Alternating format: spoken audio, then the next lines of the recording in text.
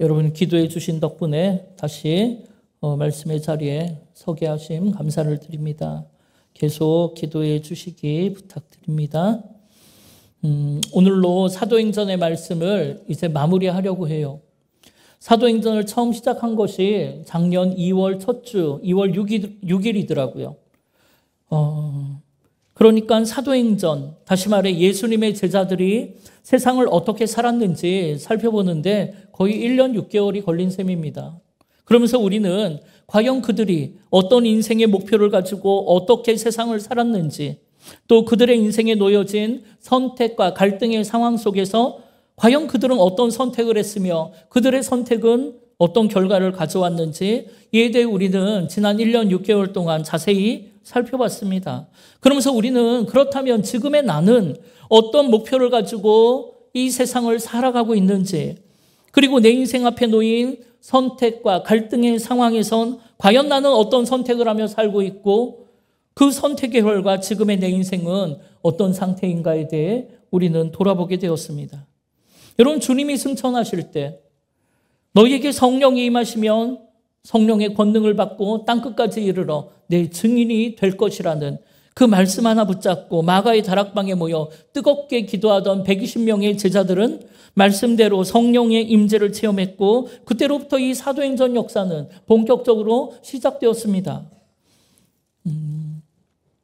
그러니까 어떻게 말하자면 이 사도행전의 역사는 성령의 인도하심의 역사라고 말할 수 있겠죠. 물론 성령이 인도하시는 길은 우리가 생각하는 길과는 너무나 달랐습니다. 그래서 사도행전의 삶이라는 건 결코 쉽지 않았어요. 예, 그 길을 따라 나선 우리 또한 때로는 주저주저했던 게 사실이에요.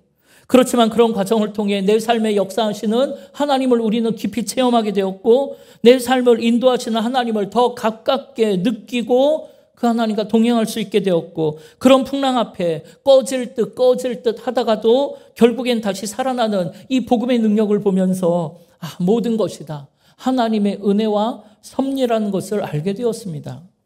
그리고 오늘 우리가 살펴보고자 하는 이 사도행전 여정의 마지막 이야기는 바로 바울이 그토록 꿈꾸던 로마에 들어가는 로마 입성에 대한 이야기입니다.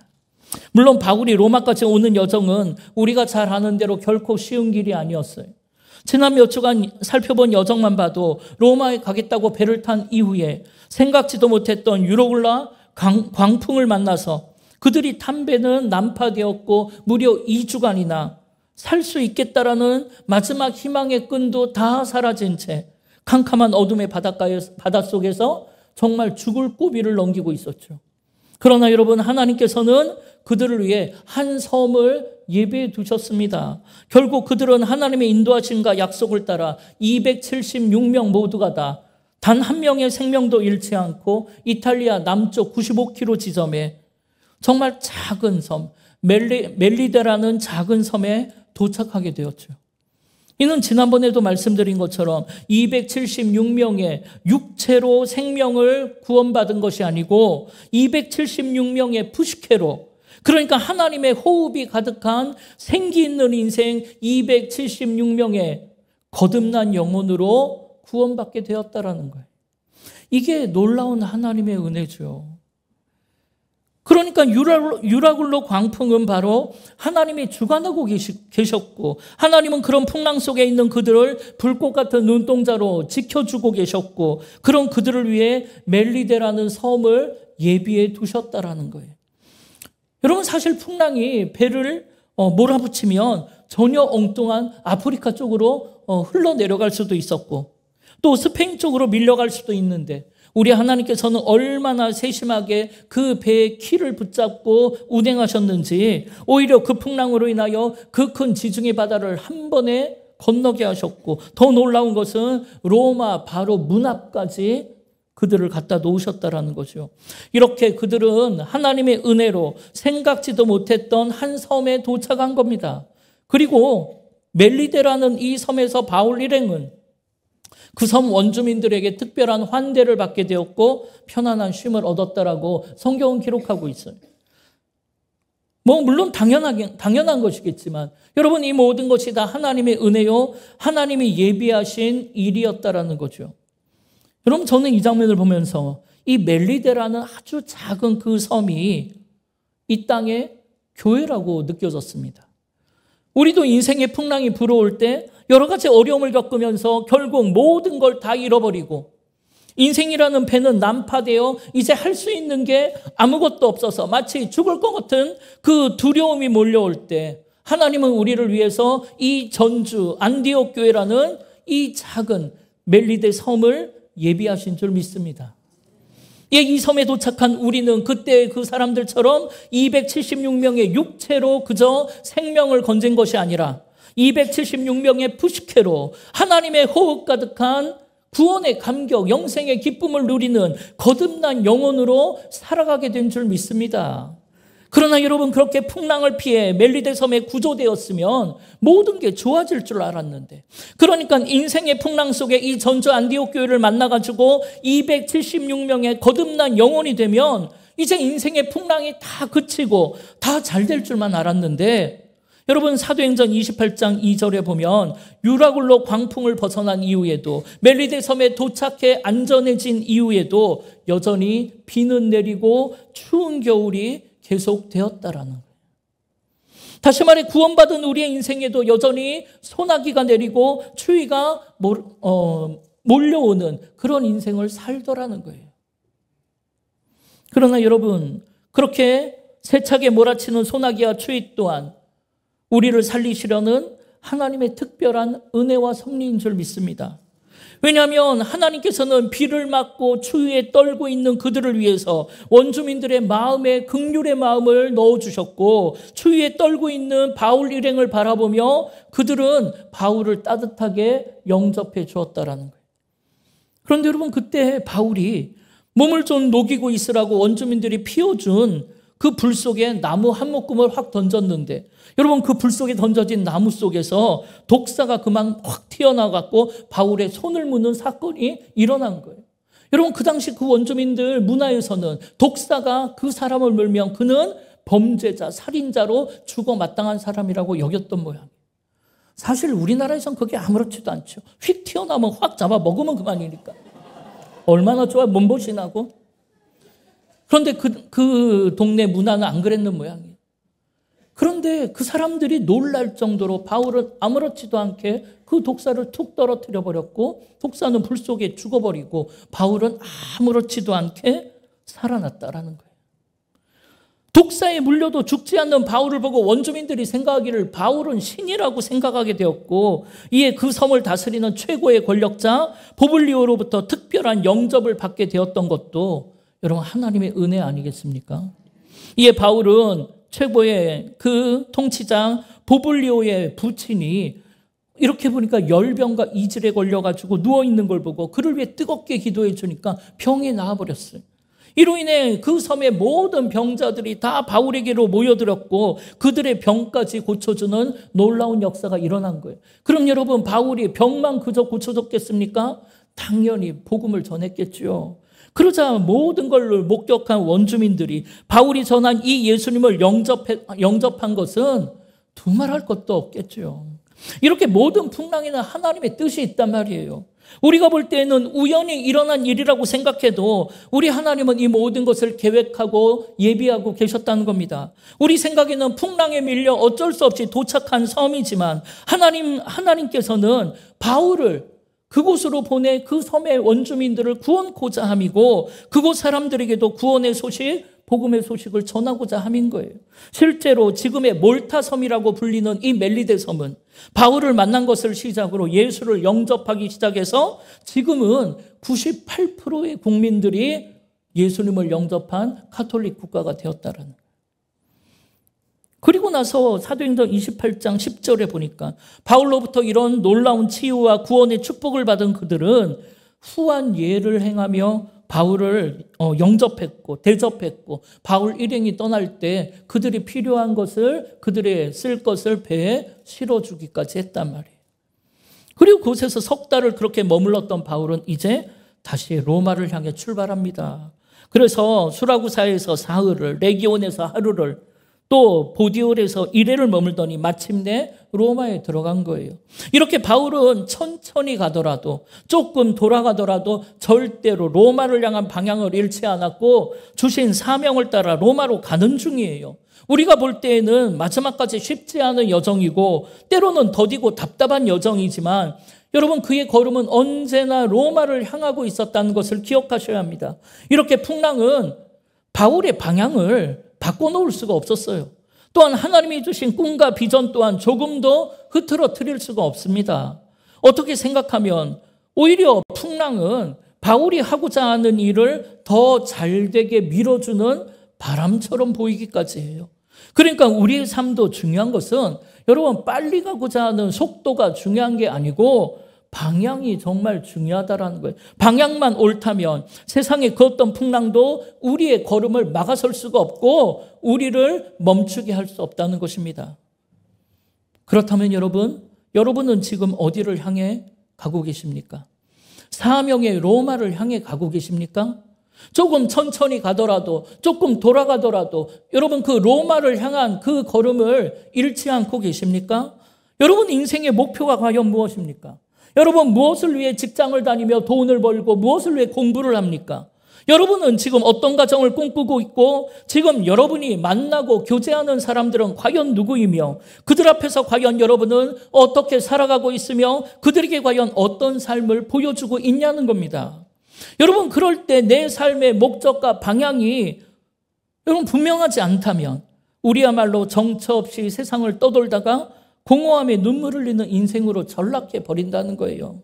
그러나 여러분 그렇지 않고 우리가 오직 예수 그리스도에게 붙잡힌 바 되어 말씀 따라 사명 따라 그 사명의 로마를 향해 달려가는 인생이라면 여러분은 지금 바울처럼 로마로 가고 있어야 한다는 거예요. 가정을 이룬 목적도, 자녀를 양육하는 목적도, 직장을 다니고 있는 목적도, 사람들과 만나고 교제하는 이유도 오직 로마. 그러니까 나에게 주신 사명을 이루는데 그 목적을 두고 그 일을 행해야 한다는 거예요. 여러분 그런 인생의 방향을 모른 채 방황하시면 안 됩니다. 비록 좀 더디게 한 걸음 한 걸음씩 가더라도 사명의 로마를 향해 전진하셔야 하는 거예요. 이 사도행전의 마지막 날 오늘 여러분 하나님이 말씀하신 여러분의 로마, 여러분의 사명의 땅끝이 어디인지를 다시 한번 깨닫는 은혜가 있기를 바랍니다. 그래서 내가 가기 싫어하는 곳, 외면했던 곳, 정말 결박과 환난이 기다리는 곳, 그러나 하나님이 원하시는 곳, 주님이 먼저 가신 그곳을 향해 오늘도 순종하며 걸어가시기를 주님의 이름으로 축원합니다. 그게 바로 사도 바울과 여러분 요나의 차이인 거예요. 여러분도 아시는 것처럼 요나는 하나님께로부터 이스라엘을 멸망시킨 아수르라는 국가의 수도 니느웨로 가서 복음을 전하라는 사명을 받았어요. 그런데 원수의 나라에 복음을 전하라는 그 말씀을 이 요나 선지자는 도저히 받아들일 수가 없어서 사명 외면하고 여러분 다시스로 도망치는 배를 탔다가 풍랑이는 바다에 빠져 물고기 뱃속에 들어간 것 아닙니까? 그러나 여러분 반면에 바울은 똑같이 이스라엘을 멸망시킨 로마에 가서 복음을 전하라는 그 마음을 주셨을 때 어떻게 생각하면 로마는 원수의 나라인데 그럼에도 불구하고 바울은 그 로마에 가서 복음을 전하라는 말씀을 자신의 인생의 최고의 사명이자 꿈과 비전으로 삼고 주의 말씀에 순종함으로 결박과 환난을 두려워하지 않고 믿음으로 로마를 향해 달려간 것 아닙니까? 그런데 여러분 그것보다 놀라운 것은 바울이 그렇게 믿음으로 순종하며 달려갔는데도 요나하고 똑같이 풍랑을 만나더라는 거예요. 이렇게 모든 인생은 믿음으로 살든 세상 물들어 살든 풍랑도 불고 비바람도 치는 인생을 겪게 됩니다. 그런데 여러분 그럴 때 중요한 게 있죠. 그건 바로 하나님 이 풍랑을 없애달라고 기도할 것이 아니라 이 풍랑을 내가 어떻게 받아들이냐가 중요한 거예요. 그 풍랑을 내가 어떻게 믿음으로 해석하느냐. 하나님이 이 풍랑을 통해 과연 무엇을 하시려고 하는가. 여러분 이걸 깨닫는 것이 너무나 중요합니다. 여러분 그걸 깨달아야 그 풍랑 너머에서 나를 위해 일하고 계신 하나님이 보이는 거예요. 그 하나님이 보여야 하나님을 만날 수 있는 것이고, 그럴 때 하나님 주신 말씀의 능력으로 그 풍랑을 두려워하지 않고 평안함과 자유함을 누리며 오히려 감사와 기쁨 가운데 그 길을 걷게 되는 것 아니겠습니까? 예, 바울은 이 풍랑이 우리를 죽이려는 풍랑이 아니라는 걸 알았어요. 우리를 오히려 살리려는 풍랑이고, 이 풍랑은 하나님이 이 사명의 길을 주관하고 계시다는 것을 알게 해주려고 보내신 것이고, 하나님이 나를 위해 일하고 계시다는 것을 깨닫게 하시려고 이 풍랑을 허락하신 것을 알게 되었어요. 그러니까 그는 그 풍랑 앞에 두려워하지 않게 되었고, 믿음으로 그 풍랑을 헤치고 로마로 가게 된 것이죠. 이렇게 바울과 요나는 풍랑을 만난 상황은 같아도 여러분 그 걸음과 그 결과는 완전 반대인 거예요. 이렇게 사명 따라 살아도 여러분 풍랑은 불어올 수 있습니다. 그렇지만 그 풍랑이 그 사명의 길을 멈추게 할 수는 없다는 거예요. 오히려 그 풍랑으로 인해 더 놀라운 은혜를 체험하게 될 것이고, 그렇게 우리는 간증의 주인공, 기적의 주인공으로 거듭나게 될 것입니다. 그러면 여러분, 내가 지금 사명의 로마로 잘 가고 있는가? 여러분, 이걸 어떻게 알 수 있을까요? 내가 가는 길은 지금 사명의 로마를 향해 가는 길인가? 이걸 어떻게 알 수 있을까요? 여러분, 그것은 내가 그 일을 하면서, 여러분, 내가 이 길을 걸어가면서 나와 함께 하시는 주님을 느끼고 있는가? 이 배에 선장되시는 주님을 내가 바라보고 만나고 교제하고 있는가? 여러분, 그걸 살펴보시면 돼요. 그로 인해 죽음의 풍랑 앞에 내가 두려움이 없는 평안과 자유함이 있는지, 감사와 기쁨이 있는지를 살펴보시면 돼요. 그런데 여러분, 만약 그런 주님을 내가 만나지 못하고 느낄 수 없고, 내 마음에 주님 주신 평안과 기쁨이 없고, 오히려 내가 열심히 이렇게 신앙생활하고 기도했는데 왜 나에게, 내 자녀에게 왜 이런 일이 일어나냐고 원망과 분노만이 있다면, 어쩌면 우리는 지금 십자가의 영광이 기다리는 사명의 로마가 아니고 신기루처럼 사라져버릴, 마지막 날이면 다 놓고 갈 헛되고 헛된 세상의 로마를 향해 가는지도 몰라요. 그렇게 되면 요나처럼 우리의 마음에는 원망과 불평만이 가득 찰 것이고, 그러면 결국 작은 풍랑만 불어와도 두려움과 절망 가운데 무너져버리는 공허한 인생이 된다라는 거예요. 예, 바울 일행은 멜리데 섬에서 그 믿음을 더욱더 새롭게 하며 그 사명 붙잡고 석 달이 지난 후에 이제 겨울이 다 끝나니까 알렉산드리아 배를 타고 로마를 향해 출발했고, 오늘 보면 16절에 나오는 것처럼 드디어 로마에 들어갔다는 거예요. 그런데 여러분, 사실 로마는 바울이 그토록 꿈꾸며 가고 싶어 했던 그 인생의 마지막 사명의 목적지 아닙니까? 그런데 실제 로마에 들어가는 바울의 그 모습은 마치 예수님이 예루살렘에 입성하실 때 나귀 새끼를 타고 입성하신 것처럼 너무나 초라한 죄인의 모습이었고, 그를 영접하며 박수 쳐주는 사람은 하나 없고 그저 소수의 사람만이 나와서 바울을 챙겼다라는 거예요. 그러나 하나님께서는 여러분 그런 초라하고 보잘것없는 바울의 인생을 통해서 로마뿐만이 아니라 세상을 구원하는 놀라운 역사를 준비하고 계셨다는 겁니다. 마찬가지로 오늘 우리가 걷는 이 인생의 사명의 길도 세상에서 높임을 받거나 박수를 받는 길이 아닙니다. 세상에서 지위가 높아지고 세상에서 성공하고 영광을 얻는 길은 더더욱 아닙니다. 방법 자체가 십자가에 죽음의 길이고, 때로는 세상에서 오해를 받는 길이고 결박과 환난이 기다리는 힘들고 외로운 길이라는 거예요. 그러나 여러분, 그 길은 주님을 만나는 길인 줄 믿습니다. 주님을 더 깊이 느끼고 교제하고 주님과 동행하는 평안과 기쁨이 넘치는 길이고, 오직 자신을 주님의 증인으로 세우는 길인 줄 믿습니다. 예, 오늘 우리는 주님의 증인으로 온전히 서기 위해서 내 삶을 가득 채우고 있는 세상의 욕심과 더러움을 내버리고, 요나와 같은 원망과 불평을 내려놓고 오직 자기 십자가를 지고 오직 주님을 따라 사명의 로마로 들어가는 은혜가 있기를 주님의 이름으로 축원합니다. 이 바울은 여전히 죄수의 몸이고 남들이 보기에는 누구 하나 박수 쳐주지 않는 초라한 인생일지 모르지만, 그는 하나님 나라를 위해서 그가 행한 모든 수고와 헌신에 대해 억울해한 적이 한 번도 없어요. 오히려 그 수고, 그 헌신 자체가 자신의 인생의 행복이고 기쁨이라고 고백을 합니다. 그리고 사도 바울은 한 걸음 더 나아가서 골로새서 1장 24절에 이렇게 고백을 해요. 우리 함께 읽어보겠습니다. 나는 이제 너희를 위하여 받는 괴로움을 기뻐하고 그리스도의 남은 고난을 그의 몸된 교회를 위하여 내 육체에 채우노라. 아멘. 여러분, 골로새서는 바울이 로마 감옥에, 지금 그 감옥에 있는 동안 써보낸 편지잖아요. 그런데 뭐라고 합니까? 자신이 받는 지금의 이 고난과 괴로움은 기뻐한다라고 고백을 해요. 그리고 더 나아가 혹시 우리 주님이 당하실 고난이 남아있다면 주님의 몸된 교회를 위하여 내 그 고난을 내 육체에, 내 인생에 채우고 싶다라고 소원하고 있는 거예요.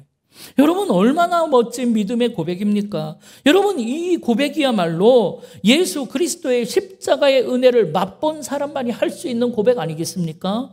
주님 주신 사명 따라가는 것이 내 인생의 목적이요, 그것이 나의 마지막 사명으로 정한 사람만이 이런 고백을 할 수 있는 것 아니겠습니까? 그리고 이런 고백을 하는 바울이야말로 가장 성공한 인생이요, 가장 행복한 인생이라고 성경은 기록하고 있어요. 예, 바울은 그곳에서 로마에서 재판을 기다립니다. 그런데 오늘 본문 16절과 밑에 맨 마지막 30절을 보면 그는 아마도 재판을 받기까지 일종의 가택연금 상태에 있었던 모양이에요. 그런데 그렇다고 해서 바울이 그곳이 완전 감옥이 아니라 그래서 편했던 건 아니에요. 지금 바울이 얻은 전셋집은 지금 우리가 사는 그런 번듯한 집이 아닙니다. 여기에서 셋집이라고 표현한 원어를 그대로 보면 지금 바울이 머무는 셋집은 그저 헛간과 같은 창고 하나 같은 그런 집이에요. 그리고 그는 밖으로 나갈 수 없는, 여전히 24시간 감시받는 죄수의 몸이라는 거예요. 그러나 여러분, 그럼에도 불구하고 그런 상황과 형편이 바울의 사명을 제한하거나 멈추게 할 수는 없었습니다. 17절 이하를 쭉 읽어보시면 그런 형편 속에서 바울이 제일 먼저 한 일이 무엇입니까? 놀랍게도 유대 지도자들을 초청해서 그들에게 복음을 전한 거예요. 그리고 유대인뿐만 아니라 바울이 로마에 왔다는 소식을 듣고 몰려드는 로마인들에게도 복음을 전한 거예요. 여러분, 그 헛간 같은 그 셋집에서, 초라한 그곳에서 여러분, 죄수의 몸으로 어떻게 그런 일을 할 수 있을까요? 그런데 여러분, 가만 생각해 보면 그건 너무나 당연한 거예요. 왜냐하면 바울은 그 일을 하기 위해 로마에 왔기 때문입니다. 마찬가지로 여러분도 지금 어떤 상황과 형편에 처해 있더라도, 세상이 여러분을 어떻게 평가하든 하더라도 여러분, 그 모든 풍랑이 여러분의 사명을 제한하거나 멈추게 할 수 없다는 것을 기억하시기 바라요. 그래서 여러분, 감사와 기쁨으로 여러분 그 셋집에서 주신 사명 위에 살아가시기 바랍니다. 여러분의 셋집은, 전셋집은 과연 무엇입니까? 그건 여러분의 사명의 가정일 수도 있고, 여러분의 남들이 초라하게 보이는 그런 인생일 수도 있고, 그런 직장일 수도 있겠죠. 그러나 바울은 그곳에서 묶인 채로 복음을 전했다는 거예요. 여러분도 그곳에서 그 모든 상황이 여러분의 사명을 제한할 수 없어요. 여러분, 사명 따라 사십시오. 이에 바울은 그런 상황을 빌립보 교회에 보내는 편지에선 이렇게 고백을 해요. 빌립보서 1장 12절에서 14절을 한번 읽어보겠습니다. 형제들아, 내가 당한 일이 도리어 복음 전파의 진전이 된 줄을 너희가 알기를 원하노라.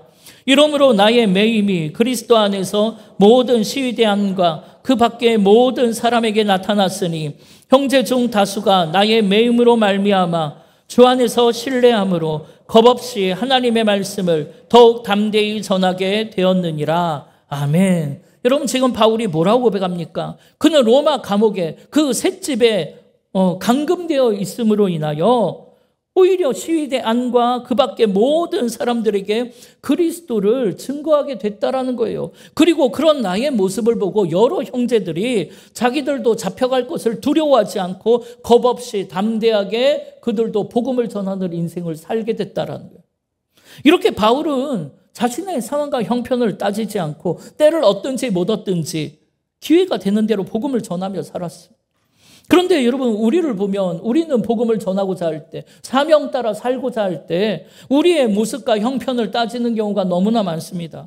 그러나 여러분, 바울은 지금 초라한 죄수의 모습인데도 당당하게 예수를 전한 거예요.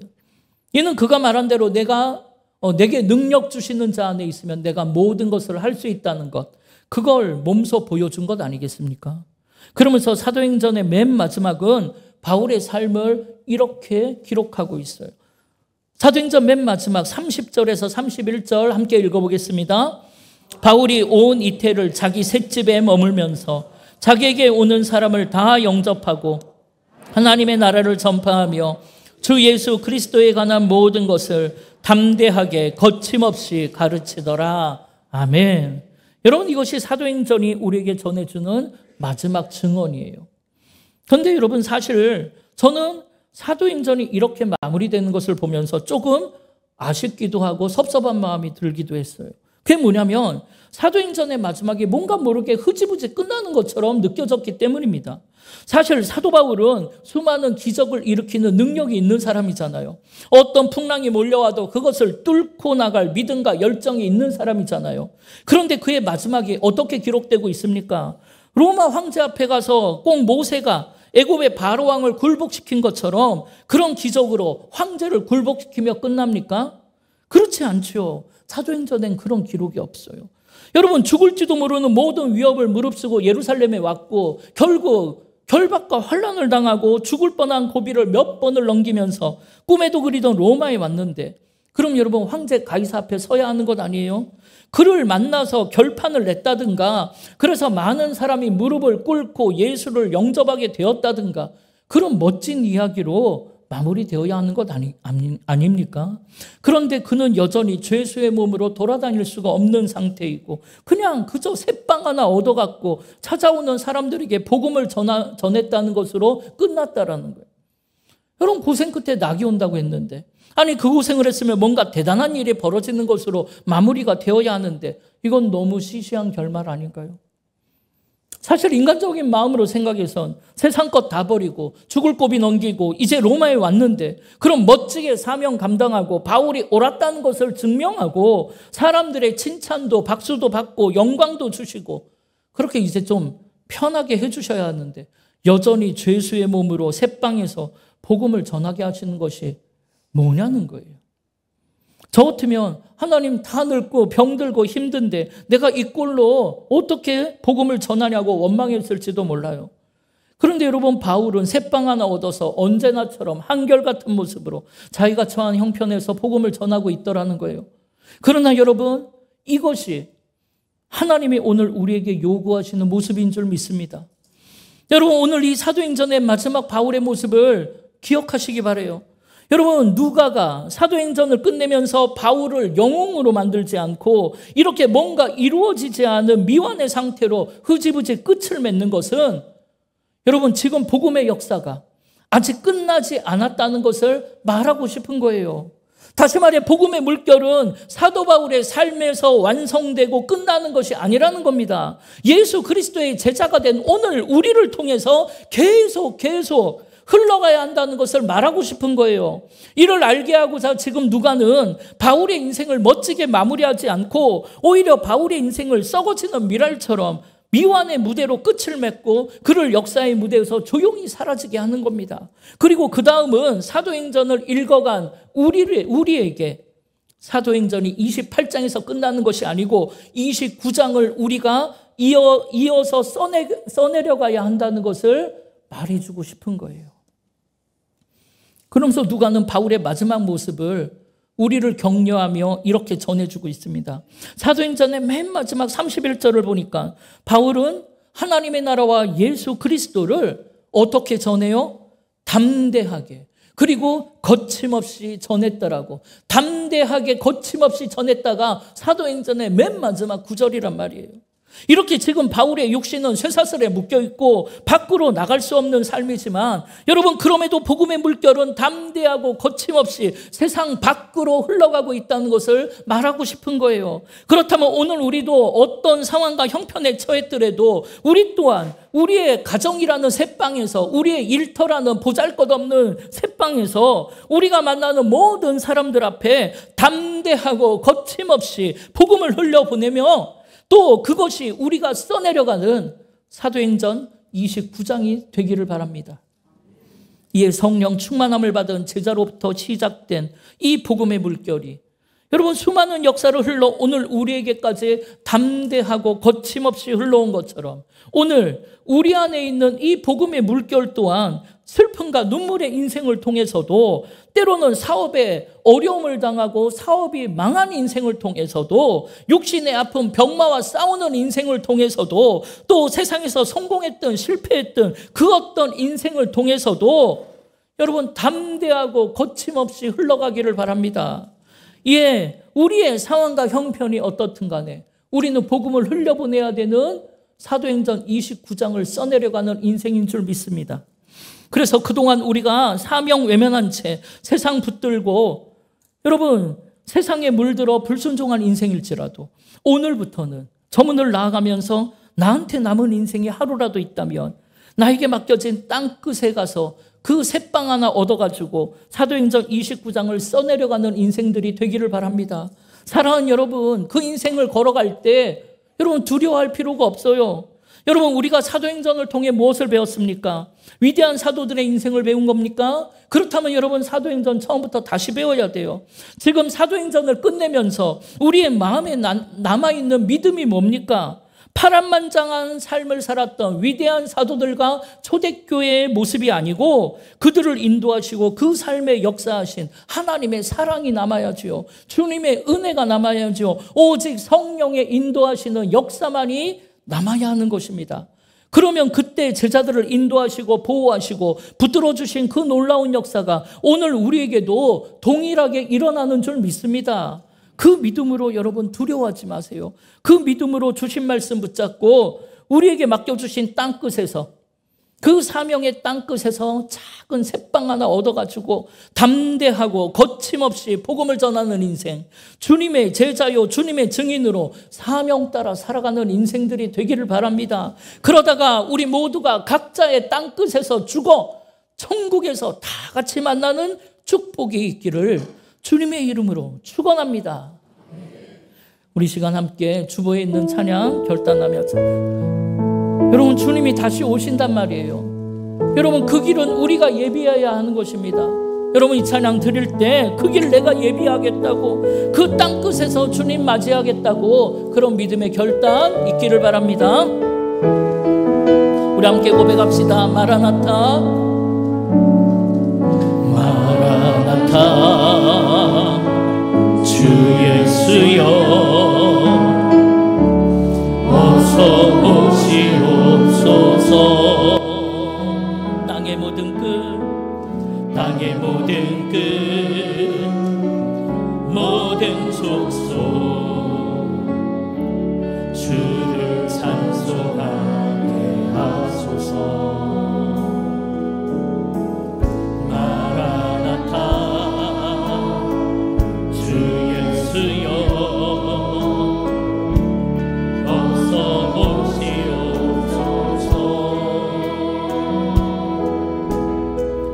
모든 열방이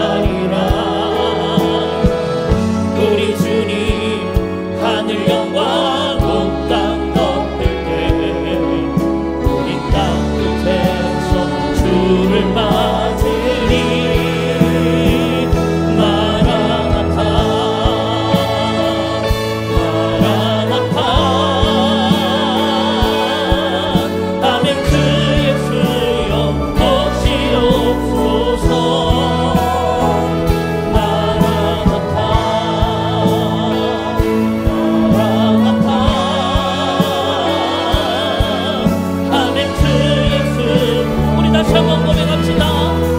우리 주님 다시 오실, 우리 주님 다시 오실 길을 만들자.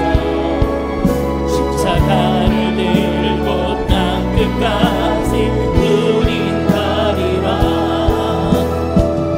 우리 주님 하늘 영광 온 땅 덮을 때 우리 따뜻해서 주를 받으리. 마라나타 마라나타. 아멘. 주 예수여 오시옵소서. 마라나타 마라나타. 아멘. 주 예수여 오시옵소서. 우리 지금 합심으로 결단하며 기도하기를 원하는데요. 여러분은 지금 어디를 향해 달려가고 계십니까? 여러분 마지막 날이면 다 놓고 갈 세상의 물질, 세상 성공을 향해, 세상의 로마를 향해 가는 것은 아닙니까? 여러분 그곳에 행복이 있습니까? 여러분 그곳에 만족이 있습니까? 여러분 많은 돈을 가져봐야 더 욕심만 나고 여러분 더 절망과 아픔만 있을 뿐이에요. 시간이 지나면 지날수록 여러분의 인생은 무가치한 인생이 되고 공허한 인생이 될 겁니다. 여러분 그 길에서 돌이키십시오. 아멘. 하루를 살아도 하나님의 창조하신 창조 목적을 따라 사명을 따라 사는 게 가치 있는 인생이고 존귀하고 보석 같은 인생인 줄 믿습니다. 아멘. 여러분 초라한 새방에 살아도 걱정하지 마세요. 두려워하지 마세요. 여러분은 세상 모든 것 위에 가장 뛰어난 예수의 이름을 소유한 인생 아닙니까? 아멘. 여러분 주님 반드시 다시 오십니다. 아멘. 그 길을 여러분의 손으로 만드십시오. 여러분의 가정이라는 새방에서, 여러분의 직장이라는 새방에서, 여러분 캠퍼스에서, 여러분이 만나는 모든 사람들 앞에서 여러분 사명의 로마를 향해 달려가 여러분 담대하고 거침없이 복음을 전하는 인생 되기를 바랍니다. 아멘. 그 인생이 정말 가치 있는 거예요. 하루를 살아도 그렇게 살아야 보람이 있고 뭔가 기쁨이 있고 뭔가 은혜가 있는 거예요. 이 시간 기도하실 때 하나님 내가 썩어질 세상 로마가 아니라 사명의 로마를 향해 달려가게 해달라고, 비록 새방의 초라한 인생으로 살아도 사명 따라 살게 해달라고, 그렇게 존귀하게 한 시대 멋지게 쓰임받다가 마지막 날 주님 앞에 땅끝에서 주님 만날 때 면류관에 빛나는 인생 되게 해달라고 우리 주의 이름을 한번 부르며 합심으로 기도하겠습니다.